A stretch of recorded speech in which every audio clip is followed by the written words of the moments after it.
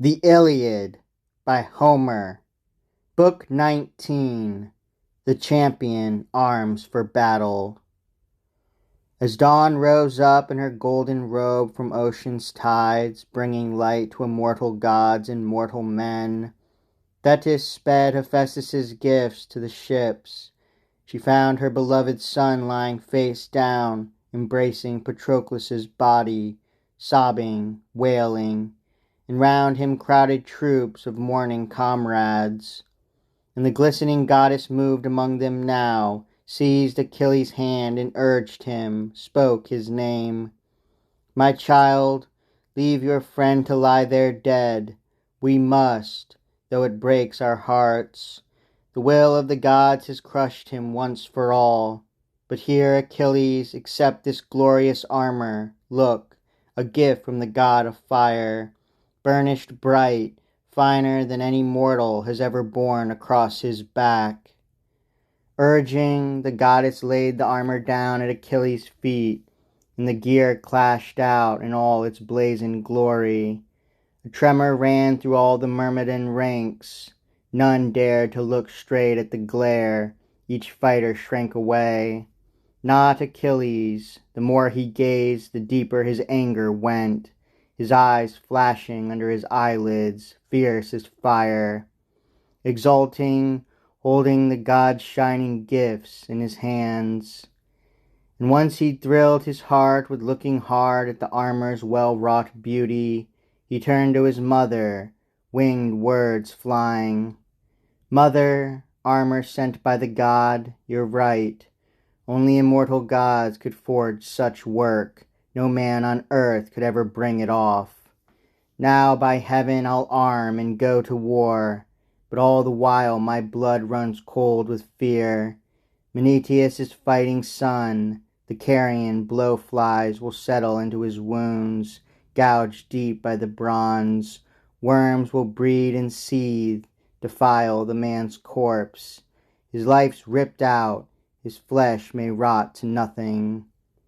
But glistening-footed Thetis reassured him. "Oh, my child, wipe these worries from your mind. I'll find a way to protect him from those swarms, the vicious flies that devour men who fall in battle.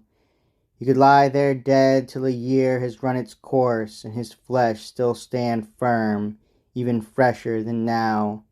So go and call the Argive warriors to the muster. Renounce your rage at the proud commander, Agamemnon. Then arm for battle quickly, don your fighting power."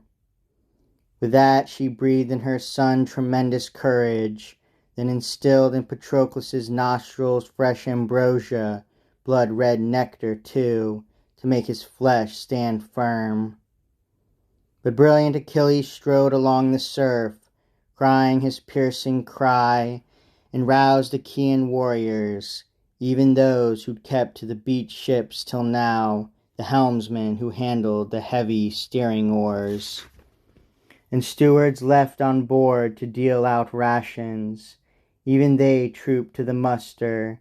Great Achilles, who held back from the brutal fighting so long, had just come blazing forth. And along came 2 aides of Ares, limping in, the battle-hard Tydides, flanked by good Odysseus, leaning on their spears, still bearing painful wounds, and slowly found their seats in the front ranks. And the lord of men, Agamemnon, came in last of all, weighed down by the wound he took in the rough charge, when Coon, son of Antenor, slashed his arm with bronze. And now, as all the Achaean armies massed together, the swift runner Achilles rose among them, asking, "Agamemnon, was it better for both of us after all, for you and me to rage at each other, raked by anguish, consumed by heart-sick strife, all for a young girl? If only Artemis had cut her down at the ships with one quick shaft. That day I destroyed Lyrnessus, chose her as my prize. How many fewer friends had gnawed the dust of the wide world, brought down by enemy hands, while I raged on and on. Better? Yes, for Hector and Hector's Trojans, not for the Argives. For years to come, I think, they will remember the feud that flared between us both. Enough. Let bygones be bygones. Done is done. Despite my anguish, I will beat it down, the fury mounting inside me, down by force. Now, by God, I call a halt to all my anger. It's wrong to keep on raging, heart inflamed forever. Quickly drive our long-haired Achaeans to battle now, so I can go at the Trojans once again and test their strength, and see if they still long to camp the night at the ships. They'll gladly sink to a knee and rest at home, I'd say.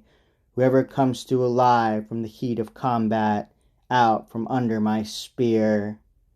Welcome, rousing words, and Achaeans at arms roared out with joy to hear the great-hearted Achilles swearing off his rage.